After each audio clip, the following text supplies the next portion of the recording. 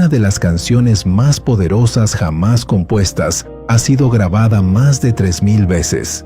Tan solo en los Estados Unidos se canta públicamente más de 10 millones de veces al año. Y aunque fue escrita hace más de 2 siglos, sigue sanando corazones, quebrando orgullos y levantando almas caídas. Sublime gracia del Señor, que a un infeliz salvó. Su nombre, Amazing Grace, su mensaje, el poder de la redención. Pero lo más impactante no es su letra. Lo más estremecedor es quien la escribió, un hombre que fue esclavo y también esclavista, que sufrió humillación y también humilló a otros, que conoció la miseria más oscura y fue alcanzado por una gracia más brillante que el sol. John Newton no era un poeta, era un blasfemo, un joven rebelde, marcado por la pérdida de su madre a los 7 años y la ausencia espiritual en su hogar. Fue expulsado de trabajos, azotado por la Marina Británica y terminó siendo tratado como un perro por traficantes de esclavos africanos. Vivió vestido en harapos, mendigando comida, encadenado por el pecado y por la culpa. Pero cuando estaba en el fondo del abismo, la misericordia de Dios lo alcanzó. Una tormenta en alta mar, un corazón quebrado y una oración balbuceada en medio del pánico fueron el inicio de una transformación tan profunda que solo el cielo la puede explicar. No fue inmediato, no fue fácil, pero el mismo hombre que una vez llenó barcos de esclavos africanos terminaría levantando su voz para decir: «Fui un miserable y fui alcanzado por la gracia». Este himno no es solo una canción, es un testimonio, es un clamor desde el polvo. Es la confesión de alguien que fue rescatado del infierno y que hoy canta como un hijo redimido. Esta es la historia real de Amazing Grace, la historia de cómo Dios puede tomar al peor de los pecadores y convertirlo en un heraldo de esperanza. John Newton, de traficante a predicador.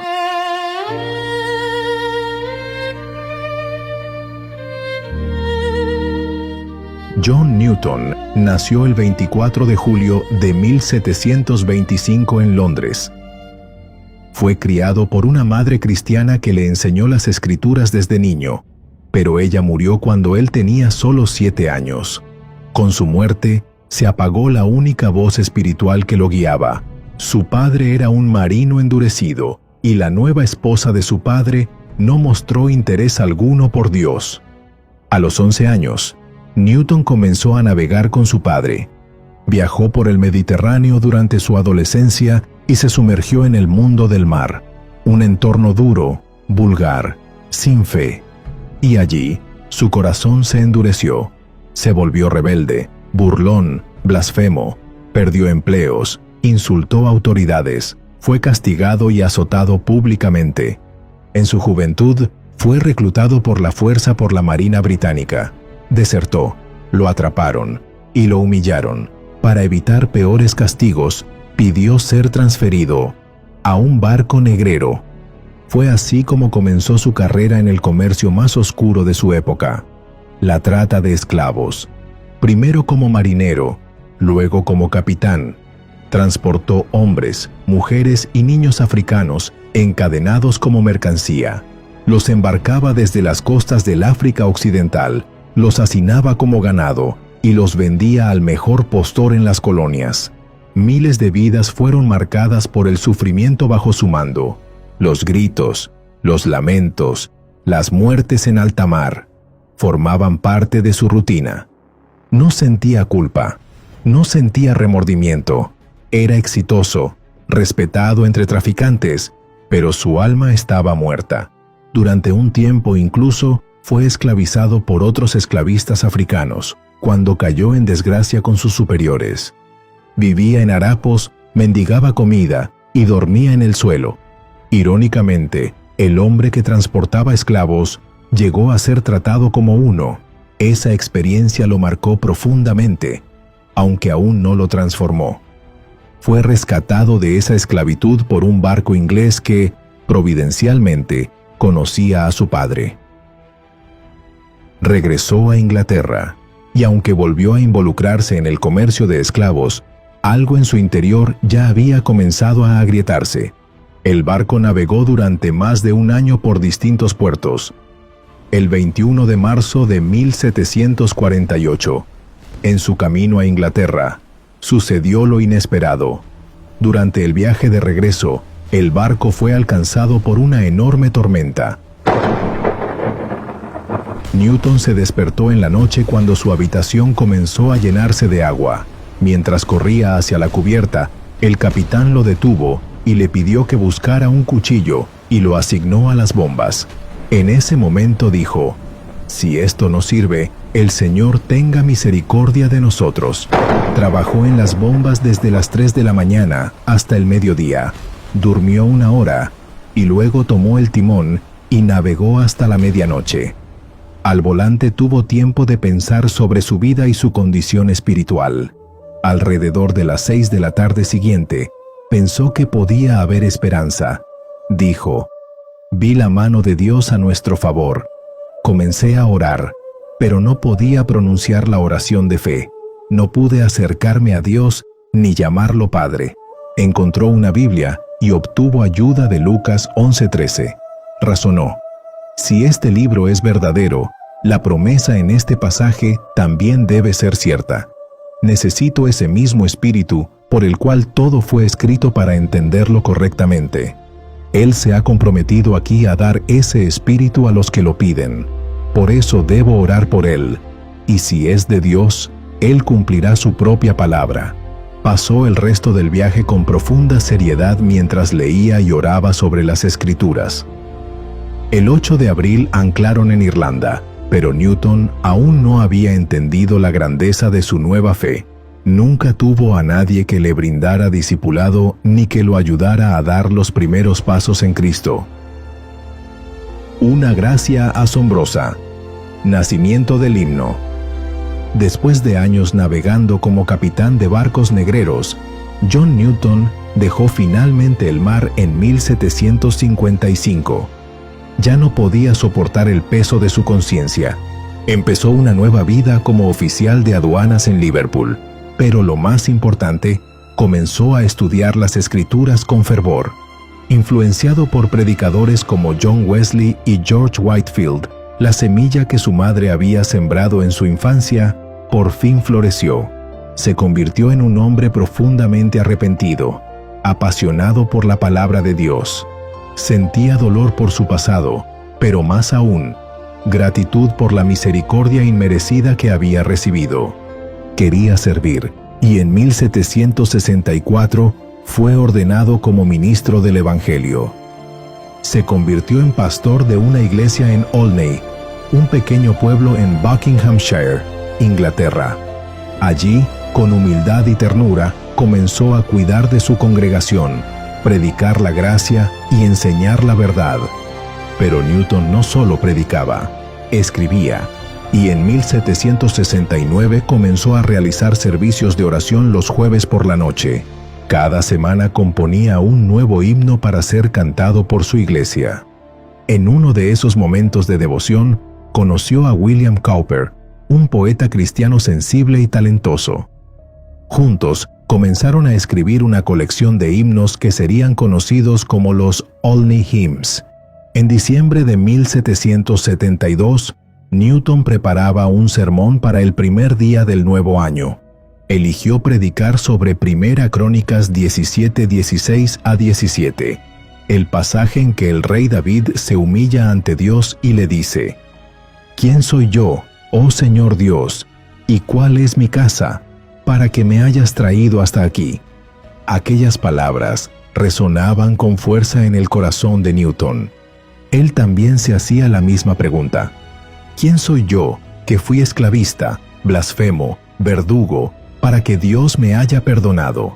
Ese sermón se convirtió en el marco para escribir su himno más famoso. Lo tituló Faith's Review and Expectation, pero la primera línea decía: Amazing grace, how sweet the sound that saved a wretch like me. Sublime gracia. Cuán dulce el sonido que salvó a un miserable como yo. Era su testimonio, su confesión, su alabanza. No era poesía decorativa, era verdad cruda. Él sabía lo que significaba ser un miserable y sabía lo que era ser alcanzado por la gracia. El 1 de enero de 1773, por primera vez, la congregación de Olney cantó aquel himno. No sabían que estaban entonando una de las canciones más poderosas y duraderas de la historia de la humanidad.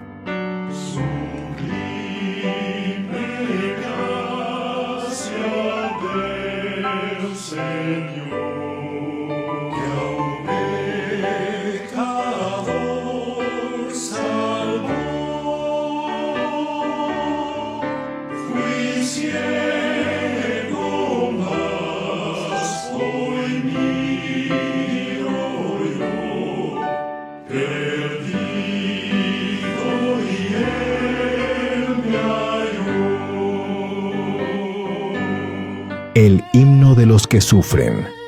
Amazing Grace nació como el testimonio de un hombre que había sido rescatado del abismo, pero con el tiempo se convirtió en el canto de millones que también necesitaban ser rescatados. No tardó en cruzar el océano. Llegó a América en las manos de predicadores, esclavos liberados y fieles anónimos. Allí encontró un nuevo eco, especialmente entre los que más sufrían. Durante la Guerra Civil de los Estados Unidos, soldados moribundos la entonaban en los campos de batalla. Muchos cerraban los ojos por última vez con sus labios repitiendo: «Yo antes estaba perdido, pero ahora fui hallado. Era ciego, pero ahora veo». En las plantaciones del sur, esclavos afroamericanos, sin acceso a libertad ni justicia, adoptaron el himno como un suspiro del alma. Aunque Newton había formado parte del sistema que los había oprimido, su testimonio de redención se volvió símbolo de esperanza para sus descendientes. Más tarde, durante el movimiento por los derechos civiles en el siglo XX, Amazing Grace volvió a escucharse en marchas, funerales, iglesias y concentraciones por justicia. No importaba el color de piel ni el trasfondo social. Todos encontraban consuelo en su mensaje. La canción fue cantada en campos de concentración, en cárceles, en hospitales, en funerales de guerra y en momentos de profunda pérdida personal, porque su letra habla directamente al corazón quebrantado, no con promesas humanas, sino con la única esperanza eterna, la gracia de Dios. Pocos himnos han logrado lo que logró esta canción: dar voz al dolor sin negar la esperanza, nombrar la miseria sin anular el perdón, llevarnos a recordar lo bajo que caímos y lo alto que puede levantarnos la gracia. De Inglaterra al mundo, una melodía eterna. Lo que comenzó en una pequeña iglesia rural de Inglaterra cruzó fronteras, idiomas y generaciones. La melodía de Amazing Grace no fue la original. El texto fue escrito como poema, sin una música específica, pero años después se le adaptó una tonada popular de origen escocés-irlandés llamada New Britain. Esa unión entre palabra y melodía fue providencial y transformadora. Con esa música, sencilla pero profunda, el himno se propagó como fuego. Fue incluido en himnarios de distintas denominaciones, desde iglesias reformadas hasta bautistas, metodistas y congregaciones afroamericanas. En el siglo XX, comenzó a ser interpretado por algunos de los artistas más influyentes de la historia. Mahalia Jackson lo cantó con pasión y llanto. Johnny Cash lo llevó a los escenarios de Norteamérica. Aretha Franklin lo convirtió en un clamor de libertad. Elvis Presley, Andrea Bocelli y decenas más pusieron su voz al servicio de esa letra eterna. Cada versión, aunque distinta, compartía el mismo clamor: reconocer que somos indignos, pero que la gracia de Dios es más grande que nuestra culpa. Fue traducido a más de 50 idiomas, cantado en estadios, funerales presidenciales, películas eventos cívicos, campos misioneros y aldeas remotas. Y donde quiera que se canta, sucede algo. La gente se detiene, escucha, y muchos, sin saberlo, sienten que algo toca su alma. Porque hay palabras que vienen del hombre y otras que nacen del quebranto, tocadas por el cielo. Amazing Grace es una de ellas. Una melodía que no muere, una confesión que sigue viva, una verdad que sigue salvando, un mensaje profético para hoy. Han pasado más de 2 siglos desde que Amazing Grace fue entonado por primera vez, pero su mensaje nunca ha sido tan necesario como ahora. Vivimos en una generación rota, hijos sin identidad, familias quebradas, naciones en conflicto, abundancia material y vacío espiritual. El mundo habla de progreso, pero no sabe sanar el alma. Celebra la libertad, pero sigue encadenado a placeres que no llenan. En medio de todo, la voz de Newton sigue resonando. Salvó a un miserable como yo. Hoy también hay miserables, no en apariencia, sino en el corazón, hombres atrapados por el orgullo, mujeres heridas por la traición, jóvenes confundidos por ideologías sin esperanza. Y Amazing Grace no ofrece una religión fría, ofrece perdón real, restauración total, transformación eterna. La letra del himno no es solo poesía antigua, es un diagnóstico espiritual que aún describe al ser humano moderno, perdido, ciego, necesitado, y a la vez ofrece la única solución real. Gracia, perdón, salvación en Jesucristo, como dice Romanos 5:20, donde abundó el pecado, sobreabundó la gracia. Mientras haya pecado en el mundo, este himno seguirá siendo relevante, porque no hay nadie tan lejos que no pueda ser alcanzado por la gracia de Dios. Yo fui ese miserable, y fui perdonado. John Newton nunca olvidó lo que fue, nunca negó su pasado, y por eso la gracia de Dios en su vida fue aún más gloriosa. En sus últimos años escribió: mi memoria casi ha desaparecido, pero recuerdo 2 cosas muy bien, que soy un gran pecador y que Cristo es un gran Salvador. No se conformó con su transformación personal, se unió al movimiento abolicionista, apoyó a William Wilberforce y escribió sus memorias para denunciar el horror del comercio de esclavos. Dijo: aunque mi confesión llegue tarde, nunca dejaré de avergonzarme de haber participado en ese comercio cruel. Y sin embargo, fue perdonado, fue restaurado, fue usado por Dios. Su himno sigue cantándose por una razón, porque cada ser humano, en el fondo, sabe que necesita esa gracia. Tal vez tú también has caído, tal vez tú también te sientes como un miserable, tal vez tu pasado te condena, pero la gracia de Dios no es un mito, es real y sigue salvando. Newton murió en 1807, pero su voz no se ha apagado. Sigue viva cada vez que alguien canta: fui perdido y Él me halló, fui ciego, mas hoy veo. Porque esa es la historia de todos los que han sido alcanzados por la gracia. Amazing Grace no es solo la historia de John Newton, es la historia de cada redimido. Es tu historia, si tan solo estás dispuesto a rendirte y creer. ¿Conocías esta hermosa canción? ¿Qué piensas cuando la cantas? Comparte este video con tus amigos, suscríbete si no lo has hecho. Yo soy Juan Carlos de Jesús, que Dios te bendiga. Sublime es gracia del Señor, que a un infeliz salvó. Fui ciego, mas hoy miro yo, perdido y Él me halló.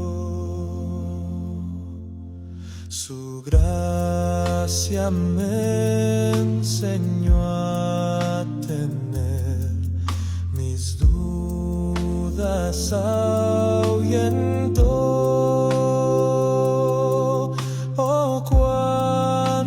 precioso fue a mi ser cuando Él me transformó de mi maldad, me libertó, mi Salvador me rescató, y como el mar fluye su amor, sublime gracia y amor. En los peligros y aflicción que yo he tenido aquí, su gracia siempre me libró y me guiará al hogar. De mi maldad me libertó, mi Salvador me rescató, y como el mar fluye su amor, sublime gracia y amor. De mi maldad me libertó, mi Salvador me rescató, y como el mar fluye su amor, sublime gracia y amor. Y cuando en Sión por siglos mil brillando esté cual sol, yo cantaré por siempre ahí su amor que me salvó. Y cuando en Sión por siglos mil brillando esté cual sol, yo cantaré por siempre ahí su amor que me salvó. De mi maldad me libertó, mi Salvador me rescató, y como el mar fluye su amor, sublime gracia y amor. De mi maldad me libertó, mi Salvador me rescató, y como el mar fluye su amor, sublime gracia.